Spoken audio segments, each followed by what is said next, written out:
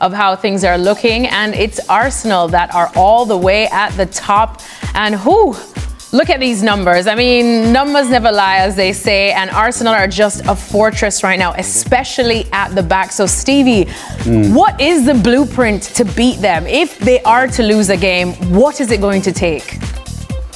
It's going to take an impeccable defensive display from the opposition and taking the few opportunities that may come your way, because they don't give many away. And if you don't take it when it comes along, then you ain't beating Arsenal. It's as simple as that. They got plenty of power and pace and ability going forward. They got goals, but defensively, you just got to pray that they turn up one day and they're not quite at it, because you're not getting anything. Nobody has yet been able to cut this team open, regardless of whether it's making passes, balls in behind, set pieces, you name it. This Arsenal side is better than anybody so far this season that's come up against them, and it doesn't look like changing. So, yeah, how about a big slice of luck? A big slice of luck, wow. How about that? All right, that's that. When your manager tells you that, I don't know how to line up. Mario, speaking about Jurriën Timber now, he's definitely been proving his worth, his versatility as well. Did you see him coming this good, though, especially when he plays out of a natural position? He was a huge talent at Ajax. So, you know, and both of them, because he's a twin, and him and his brother, and he's very close to Gravenberch. So during the COVID time, I went to watch them train, you know, privately, because I know those guys. And so I watched them train, and I could see something in this kid that was different. First of all, when you train when you don't have to, for me, you're already special. And then he comes to Arsenal, but then he gets that big injury.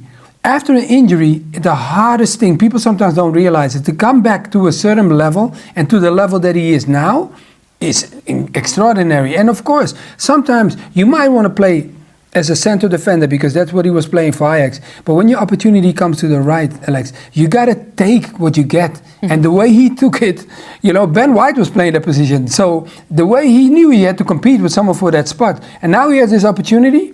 And he took it, and that's why I think at the back line, everybody got the right speed, and that makes it very difficult to play against. If you look at Calafiori, good speed, you understand? Saliba, Gabriel, and then you got him on the right. I think speed-wise, as a team, you know, defensive line, they all got enough to give you problems that you cannot just outrun them really easily. And I think that's one of their strengths of Arsenal. Saka, that backline we know has been protecting David Raya like the Great Wall of Arsenal. But if you're David Raya, you must get bored. You must just want to pitch up a seat and take a little nap during the game or something. Saka? No, I don't think so. That's totally fine. It's like a good problem, but if you're David Raya, you're absolutely fine with that. And David Raya's role in this team is just to be the eyes in the back of everyone's heads there. And at times, that is almost a little bit more difficult in that when you go to training, you practice saving shots. That's what you do. You're up and you're down, and you make saves and you don't. But then when you come to games, and you can't replicate these match situations on the training ground. Seeing everybody's position, making sure everybody's in the right position. Saliba knows where Gabriel is, and he knows where Timber is, and if Calafiori goes for a little wonder, how you adjust, and just making sure, as good a back four as they are, as understanding as they are, just making sure that they're in the right positions. You can't replicate that in the training ground. Yeah. But that is as big a part of your job as a goalkeeper as making those big saves. And credit to David Raya, he's part of that. He's part of those statistics. All right, so I guess he just practices talking to himself, to that back line, what you guys had for breakfast. Concentration, Concentration. Stay in the game. Anything to keep him awake, right? Take some pressure off the players by saying that it's not their fault they didn't win the game or whatever happens in the game. You just try and use it to your advantage somehow.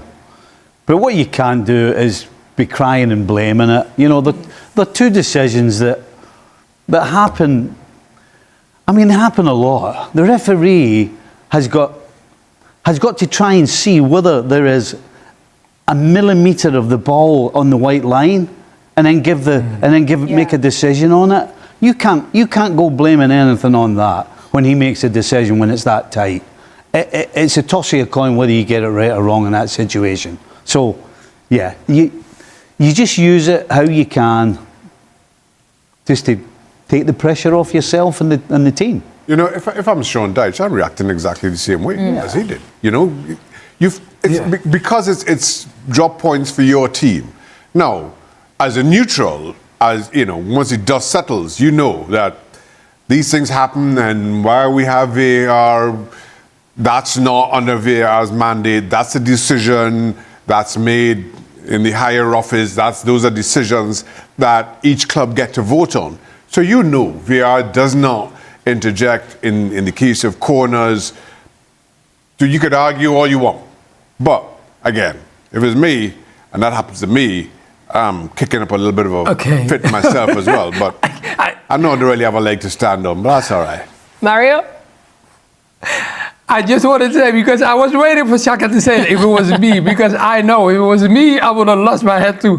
Come on, if someone does that to you, you know, and they were, prior to this situation, we also have to remember where they come from, right? Dice took the job. It wasn't a winning team. So then you get your team to win a game, and then the next one, when you play against Man United, regardless if we say Man United is not, you know, at the moment the team that they want to be, but they're still building. So you want to beat them. And then you're going to, you know, get moments like this. Oh, yeah, I would have lost my head too. I would have gone, whew, that ref, you know, if he showed me yellow, I might be quiet. But if he didn't show me, I keep going. So are you telling me that a referee has never given a free kick and then somebody scored from the free kick? Yeah. And then they don't do the same thing and complain about the free kick? Yeah. I don't recall hearing anybody going mental about it. I mean, it happens all the time.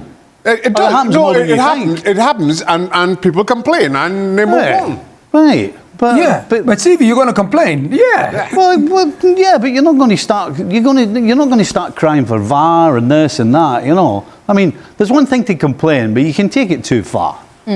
Which he hasn't. Nah, getting close. I don't know what all the fuss is about. I don't have a problem with that goal at all. I'm sure you don't. I mean, it's hard. It's hard. Oh, you wouldn't, because you don't get many. When the relatively mighty Manchester United is breathing down your back to come back and snatch a point. It's not like you can go, well, there'll be another one shortly. You know what I mean? Exactly. Not my fault. Just I'm saying. Did you ever have this confidence in one of your teammates that once he touched the ball, you knew it was going in, that you could probably celebrate already from the halfway line? Yeah. Who was it? Rushy. Yeah, fair. I mean, Barnesy. I mean, in a situation like that, you know. No, I never quite put my hands up like that. Right. And celebrate. But then I didn't have in my contract, I didn't have an assist bonus in it, which I'm sure Mr. Cherky's got. Ah. So I'm pretty, as soon as he sees him going clear, he's thinking, So he's counted his bonus, that's what it is. He's like, He got his bonus sorted. Ka-ching. Oh, boy. Yeah. Shaka, what about you? I know you were all the way at the end, but even all the way at the end, could you see? Probably the only player that you could have that confidence in is somebody like Alan Shearer. One-on-one, I still don't think there's a better finisher in the game. Let's not get into that conversation ruling out Oh, the game. jeez, let's not.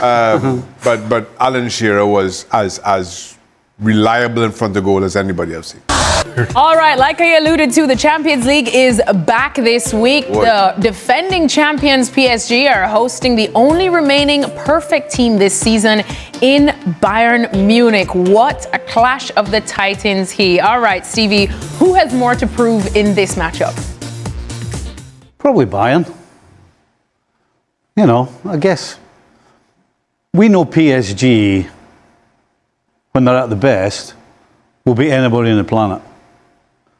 And we're watching Bayern Munich this season thinking they've been at their best all the way through the Bundesliga. But is that going to translate from the Bundesliga into the Champions League? That's the only question we've got left in terms of Bayern Munich. You know, in terms of going forward, they've been exciting in terms of scoring goals. Surprise, surprise, Harry Kane, you got Elise, you got Diaz. I mean, going forward, they're as good as anybody. But it's been in the Bundesliga. And so I guess the question will be answered. Can they translate that dominance and that quality in the Bundesliga, can they translate that into a big game like this against maybe right now not playing the best football they've ever played, but Still the team to arguably beat. the best team to beat? Shaka, do you agree? Is that how you see that? We want to see if Bayern really are at the Champions League level, and you kind of sense that that is what Vincent Kompany wants as well. Absolutely. Listen, well, Bayern Munich are the Champions League level. They are one of the favourites to go on and win it. But just kind of given their season so far, undefeated in all competitions, 15 wins, this is you could make the argument this is their first true test, their biggest test. Yes, they beat Chelsea at home at the start of the Champions League. Other than that, Pathos and Bruges, two teams you'd fully expect them to win every single time. And now this is to really show who Bayern Munich are. Are they this team that are breaking all records in terms of a starter season, or are they just a big team in a weaker league that are taking advantage of everybody else around them? This is a true test for Bayern Munich here against PSG. Well, Stevie, you had picked PSG to actually win this one on Saturday. What was the scoreline? I'm going to go 2-1 PSG. Shaka, what about you? Yeah, that sounds about right to me. PSG at home, 2-1. They as well have a lot to prove themselves in that this season has not been perfect. Certainly, as you would expect, given their standards. But this is a team built for the big games, and this is a big game as well. So PSG for me win this one by 2-1. Mario, what's your score prediction for this one? Yeah, I think PSG. I go for PSG. 2-1. 2-1, I think it's a nice score. All right, so nice PSG score. all Hat-trick. around. It's a nice score. Frank Leboeuf must have gotten to everybody here. No? Okay. It's not good when everybody picks one team, though. No, History so has what shown this all that. means is that Bayern Munich are going to win this one. 16-0. When did MD ever listen? And it is significant breaking news. Mikel Arteta has said that Victor Gyökeres is definitely out of their Champions League game at Sparta Prague tomorrow. Now, Arteta has admitted it's a concern as the player hasn't had muscular injuries in the past. This is the bit that should scare you, Arsenal fans. Arteta has hinted this is not short term. That was Gyökeres going off at half-time of the win at Burnley on Saturday. We'll bring you Arteta's news conference a little bit later, right here in the Sports Centre.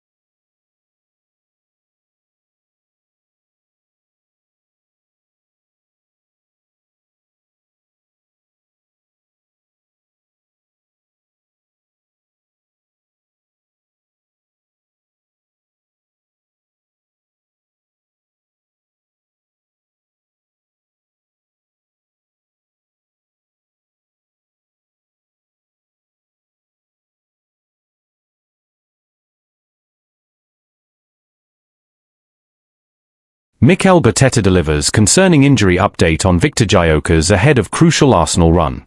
Arsenal manager Mikel Arteta has confirmed that star striker Viktor Gyökeres will miss Tuesday's Champions League clash with Slavia Prague after sustaining a muscle injury during Saturday's 2-0 win over Burnley. The Swedish forward, who opened the scoring at Turf Moor with his third goal in as many matches, was forced off at half-time after feeling discomfort. Arteta revealed that Gyökeres did not take part in training on Monday and will undergo further scans to determine the extent of the problem. "No, he's not available," Arteta said when asked about the striker's condition. "He didn't train today and we still need to run more tests and assessments to understand how serious it is. Obviously, he was very disappointed after the match, but that's part of football. You can't expect a constant upward curve. He won't be available for tomorrow." Gyökeres, who joined Arsenal from Sporting CP in July, had been in outstanding form, scoring 6 goals in all competitions, including a brace against Atletico Madrid in the Champions League. Despite being substituted at the break against Burnley, Arteta was quick to praise the 27-year-old's overall performance, calling it one of his most complete displays since arriving in North London. "I think that was one of the best games he's played for us," Arteta said after the win.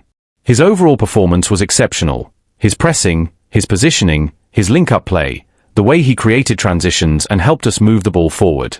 He was brilliant in so many aspects. It's a shame he felt something. We had to take him off because of a small issue, and now we'll have to wait and see. It looks like a muscle problem, so we'll need to be patient."